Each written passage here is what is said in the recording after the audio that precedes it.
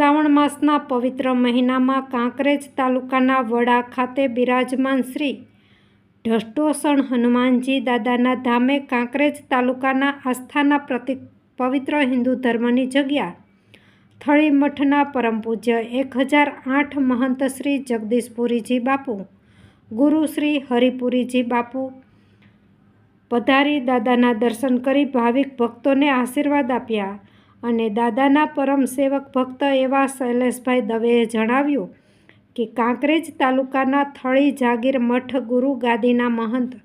ગાદીપતિ મહંત શ્રી હરિપુરી બાપુ દ્વારા ઢઢોસણા હનુમાનજી દાદાના ધામમાં લગભગ 54 વર્ષ પૂર્વે એટલે કે સને 1970ની સાલમાં ગેટ બનાવ્યો અને આજ સુધી ઓળખ રહી છે। તે ગેટ હવે જર્જરિત થઈ ગયો છે અને ઉતારવો પડતો હોય તો પરમ પૂજ્ય 1008 મહંત શ્રી જગદીશપુરીજી બાપુ, ગુરુ શ્રી હરિપુરીજી બાપુના વરદ હસ્તે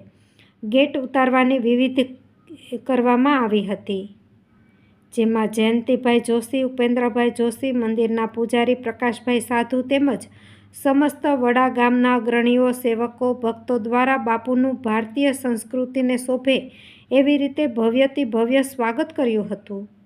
good 24 news channel reporter Om Puri Goswami, Banaskantha.